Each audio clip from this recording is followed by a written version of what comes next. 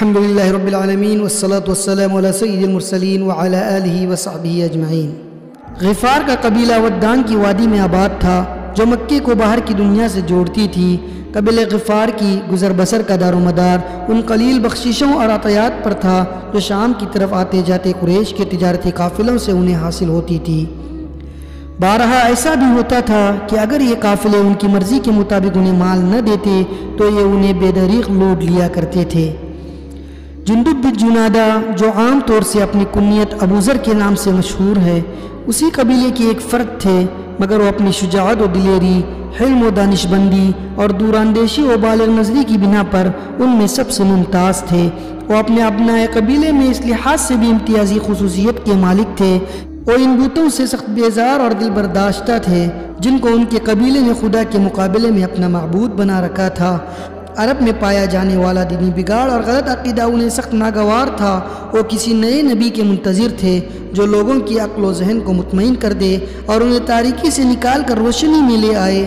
ابو ذر کے پاس جبکہ وہ اپنی بستی میں تھے، مکے میں ظاہر ہونے والے نبی کی خبر پہنچی تو انہوں نے اپنے بھائی انیس کو بلا کر کہا، پیارے بھائی، تم مکے چلے جاؤ اور اس شخص کے حالات معلوم کرو جو اس بات کا دعویٰ کر رہا ہے کہ وہ اللہ کا رسول ہے اور اس کے پاس آسمان سے وحی آتی ہے، اس سے اس کی باتیں سنو اور یہ ساری معلومات میرے پاس لاؤ۔ انیس مکہ پہنچے، وہاں انہوں نے اللہ کے رسول صلی اللہ علیہ وسلم سے ملاقات کر کے ان کی باتیں سنی اور اپنے قبیلے میں واپس آ گئے۔ ابو ذر جو بڑی بے چینی کے ساتھ ان کی واپسی کا انتظار کر رہے تھے، ان سے ملے اور بڑے اشتیاق سے نئے نبی کے حالات دریافت کیے۔ انیس نے انہیں بتایا، بخدا میں ایک ایسے شخص سے ملا جو مکارم اخلاق کی دعوت دیتا ہے اور ایسا کلام سناتا ہے جو شعر و شاعری سے بہت بلند چیز ہے۔ ابو ذر نے ان سے پوچھا، لوگ ان کے متعلق کیا کہتے ہیں؟ تو انیس نے جواب دیا، وہ کہتے ہیں کہ یہ جادوگر ہے، کاہن اور شاعر ہے۔ تو حضرت ابو ذر رضی اللہ تعالیٰ عنہ نے کہا، واللہ تمہاری باتوں سے میرا اطمینان نہیں ہوا، نہ میری وہ ضرورت پوری ہوئی جس کے لیے میں نے تم کو بھیجا تھا۔ میں خود وہاں جا کر براہ راست اس کے بارے میں معلومات حاصل کرنا چاہتا ہوں۔ کیا تم میری غیر موجودگی میں میرے آل و عیال کی کفالت کی ذمہ داری سنبھال سکتے ہو؟ انیس نے جواب دیا، ٹھیک ہے، میں یہ ذمہ داری بخوشی ادا کروں گا، آپ جائیے، مکے والوں سے محتاط رہیے گا۔ ابو ذر نے زاد راہ کا انتظام کیا، اپنے ساتھ ایک چھوٹا سا پانی کا برتن لیا اور نبی اکرم صلی اللہ علیہ وسلم سے ملاقات کے لیے مکے کی سمت چل پڑے۔ وہ مکہ پہنچ گئے مگر دل ہی دل میں ڈر رہے تھے کہ ان کو معلوم تھا کہ قریش اپنے معبودوں کی حمایت میں سخت غیظ و غضب میں بھرے ہوئے ہیں۔ انہیں یہ بھی معلوم تھا کہ وہ ہر اس شخص کو سخت اور عبرتناک سزائیں دیتے ہیں جو محمد صلی اللہ علیہ وسلم کی اتباع کا خیال بھی اپنے دل میں لاتا ہے۔ اس لیے انہوں نے کسی سے ان کے بارے میں پوچھنا مناسب نہیں سمجھا، کیونکہ انہیں معلوم نہیں تھا کہ جس شخص سے وہ پوچھیں گے وہ ان کے ماننے والوں میں سے ہوگا یا مخالفین میں سے۔ رات کو وہ مسجد ہی میں لیٹ گئے۔ اتفاقاً ادھر سے حضرت علی کا گزر ہوا تو ایک غریب الوطن پردیسی سمجھ کر انہیں اپنے ساتھ لے گئے۔ رات انہوں نے ان کے گھر گزاری اور صبح کو اپنا سامان لے کر مسجد میں واپس آ گئے۔ اس دوران ان دونوں میں سے کسی نے بھی ایک دوسرے کے بارے میں کوئی سوال نہیں کیا۔ ابو ذر نے دوسرا دن بھی اسی طرح گزار لیا اور انہیں رسول اللہ صلی اللہ علیہ وسلم کے متعلق کوئی معلومات حاصل نہیں ہو سکی۔ رات کو پھر مسجد ہی میں لیٹ گیا۔ حضرت علی رضی اللہ تعالیٰ عنہ کا ادھر سے گزر ہوا تو انہوں نے ان سے کہا، کیا تمہیں ابھی تک اپنی منزل نہیں معلوم ہوئی؟ وہ پھر ان کو اپنے ساتھ لے گئے اور انہوں نے دوسری رات بھی ان کے یہاں بسر کی۔ آج بھی دونوں خاموش رہے، لیکن تیسری رات حضرت علی رضی اللہ تعالیٰ عنہ نے ان سے مکہ آنے کا سبب دریافت کیا تو ابو ذر نے کہا، اگر وعدہ کرو کہ تم مجھے میرے مطلوب تک پہنچا دو گے تو میں اپنے آنے کی غرض بتا سکتا ہوں۔ حضرت علی رضی اللہ تعالیٰ عنہ کے وعدہ کرنے پر انہوں نے کہا، میں دور دراز سے سفر طے کر کے نبی سے ملنے اور ان کا پیغام معلوم کرنے کے لیے یہاں آیا ہوں۔ یہ سن کر حضرت علی رضی اللہ تعالیٰ عنہ کا چہرہ خوشی سے چمک اٹھا اور بولے کہ واقعی وہ اللہ کے رسول ہے۔ دیکھو، صبح کو میں جدھر جاؤں میرے پیچھے پیچھے چلے آنا۔ اگر میں تمہارے لیے کوئی خطرہ محسوس کروں گا تو اس طرح کھڑا ہو جاؤں گا جیسے پانی گرا رہا ہوں، اور جب چلنے لگوں تو میرے پیچھے لگ جانا اور جہاں جاؤں چلے آنا۔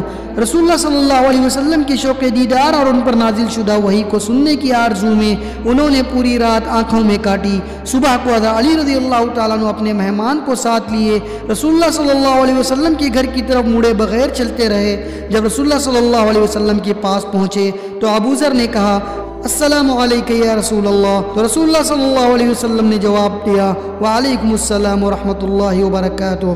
اس طرح ابو ذر پہلے شخص تھے جنہوں نے رسول اللہ صلی اللہ علیہ وسلم کو اسلامی طریقے سے سلام کیا، اور بعد میں سلام کا یہی طریقہ مسلم معاشرے میں عام ہو گیا۔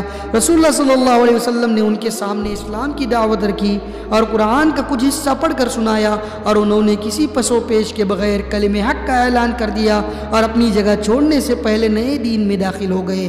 وہ مسلمان ہونے والے چوتھے یا پانچویں شخص تھے۔ قبول حق کی اس سنہری داستان کی بقیہ تفصیل انہی سے سنیے۔ ابو ذر رضی اللہ تعالیٰ عنہ فرماتے ہیں، اس کے بعد کچھ دنوں تک میں رسول اللہ صلی اللہ علیہ وسلم کے ساتھ مکے میں مقیم رہا۔ اس دوران آپ نے مجھے اسلام کی تعلیم دی اور قرآن پڑھنا سکھایا۔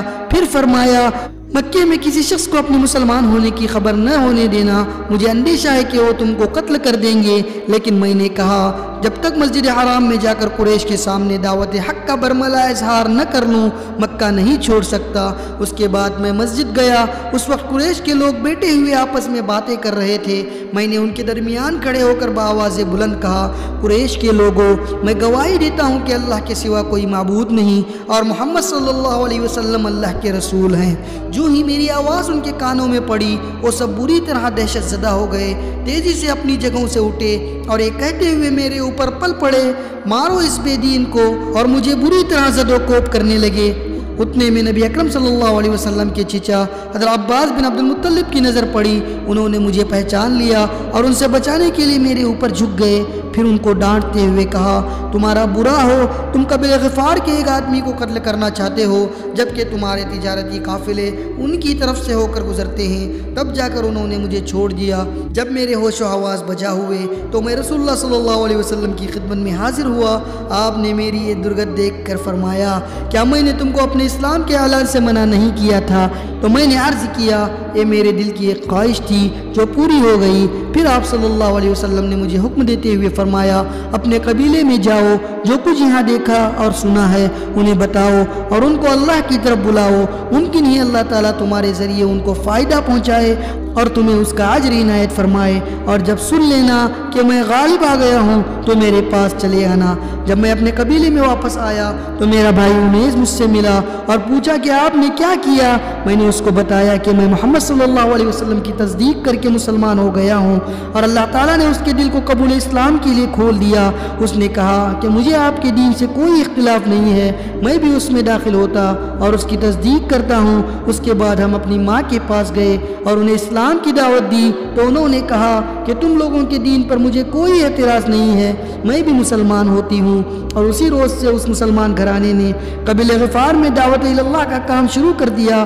ان کی دعوتی جد و جہد کے نتیجے میں بنو غفار کی ایک بڑی اکثریت دائرے اسلام میں داخل ہو گئی اور ان کے اندر نماز قائم کی گئی۔ البتہ ان کے کچھ افراد نے کہا کہ ہم اپنے دین پر قائم رہیں گے اور جب رسول اللہ صلی اللہ علیہ وسلم مدینے آئیں گے تو اسلام قبول کریں گے۔ چنانچہ رسول اللہ صلی اللہ علیہ وسلم کے مدینے تشریف لانے کے بعد وہ لوگ بھی مسلمان ہو گئے۔ اس وقت آپ صلی اللہ علیہ وسلم نے فرمایا، اللہ تعالیٰ غفار کی مغفرت فرمائے اور اس کو سلامت رکھے۔ ابو ذر رضی اللہ تعالیٰ عنہ اپنی قبیلے میں سکونت پذیر رہے، یہاں تک کہ بدر، احد اور خندق کے معرکے گزر گئے۔ پھر وہ مدینے منتقل ہو گئے اور رسول اللہ صلی اللہ علیہ وسلم کی صحبت سے فائدہ اٹھاتے رہے اور آپ کی خدمت کی سعادت سے بہرہ مند ہوتے رہے۔ رسول اللہ صلی اللہ علیہ وسلم بھی ان کا لحاظ کرتے اور انہیں دوسروں پر ترجیح دیتے تھے۔ جب بھی ملاقات ہوتی ان سے مصافحہ کرتے ہوئے اپنی مسرت و شادمانی کا اظہار فرماتے تھے۔ رسول اللہ صلی اللہ علیہ وسلم کے وصال کے بعد جب مدینہ منورہ آپ کی پرکشش شخصیت اور نورانی مجالس سے خالی ہو گیا تو حضرت ابو ذر رضی اللہ تعالیٰ عنہ کے وہاں ٹھہرنے کا یارہ نہ رہا، چنانچہ وہ شام کے ایک گاؤں میں چلے گئے اور حضرت ابوبکر صدیق اور حضرت عمر فاروق رضی اللہ عنہما کے زمانے خلافت تک وہیں مقیم رہے۔ حضرت عثمان کے دور خلافت میں وہاں سے منتقل ہو کر دمشق میں سکونت اختیار کر لی۔ وہاں انہوں نے دیکھا کہ مسلمان عام طور سے دنیا طلبی میں منہمک اور عیش و عشرت میں غرق اور آخرت سے غافل ہیں۔ اس بدلی ہوئی صورتحال کو انہوں نے بڑی شدت سے محسوس کیا، سختی سے اس کا نوٹس لیا اور بڑے تند و تیز لہجے میں اس پر اعتراض کرنے لگے۔ لوگ ان کے اس رویے سے تنگ آ گئے۔ بات حضرت عثمان تک پہنچی تو انہوں نے حضرت ابو ذر رضی اللہ تعالیٰ عنہ کو مدینہ طلب کر لیا۔ خلیفہ کی طلبی پر وہ مدینے چلے گئے، لیکن وہاں بھی وہ اسی صورتحال کا سامنا کر رہے تھے جس سے دمشق میں ان کا سابقہ پیش آ چکا تھا۔ وہاں بھی لوگوں کو دنیا کی طرف مائل دیکھ کر بہت جلد بدل ہو گئے اور لوگ بھی ان کی سخت گیری سے بیزار ہو گئے۔ آخرکار حضرت عثمان رضی اللہ تعالیٰ عنہ نے انہیں ربضہ چلے جانے کا حکم دیا۔ ربضہ مدینے کی ایک مضافاتی بستی تھی، وہ وہاں منتقل ہو گئے اور لوگوں سے دور، دنیاوی ساز و سامان سے بے نیاز، اور رسول اللہ صلی اللہ علیہ وسلم اور شیخین کے اس طریقے پر چلتے ہوئے زندگی بسر کرنے لگے جو انہوں نے آخرت کو دنیا پر ترجیح دیتے ہوئے اختیار کی تھی۔ ایک مرتبہ ایک شخص ان کی خدمت میں حاضر ہوا، وہ ان کے گھر میں چاروں طرف اپنی نظریں دوڑاتا رہا۔ جب اس کو وہاں کوئی سامان نظر نہیں آیا تو ان سے پوچھا، ابو ذر آپ کا سامان کہاں ہے؟ تو حضرت ابو ذر رضی اللہ تعالیٰ عنہ نے جواب دیا، وہاں آخرت میں ہمارا ایک گھر ہے، ہم اپنے اچھے اور بیش قیمت سامان وہیں بھیج دیتے ہیں۔ اس آدمی نے ان کی بات سمجھتے ہوئے کہا، پھر بھی جب تک آپ اس دنیا میں رہیں، زندگی گزارنے کے لیے کچھ نہ کچھ سامان تو ضروری ہے۔ حضرت ابو ذر رضی اللہ تعالیٰ عنہ نے کہا، لیکن گھر کا مالک ہم کو یہاں نہیں چھوڑے گا۔ ایک دفعہ شام کے گورنر نے اس ہدایت کے ساتھ ان کے پاس 3000 دینار بھیجے کہ انہیں اپنی ضروریات پر خرچ کریں، لیکن انہوں نے ایک کہہ کر رقم واپس کر دی۔ کیا شام کے گورنر کو مجھ سے زیادہ ذلیل کوئی شخص نہیں ملا تھا؟ ہجرت نبوی کے 20ویں سال گردش زمانہ کے ہاتھوں نے اس عابد اور زاہد صحابی کی زندگی کا خاتمہ کر دیا، جس کے متعلق رسول اللہ صلی اللہ علیہ وسلم نے فرمایا تھا، زمین کی پشت پر اور آسمان کے زیر سایہ کوئی شخص ابو ذر سے زیادہ سچا نہیں ہے۔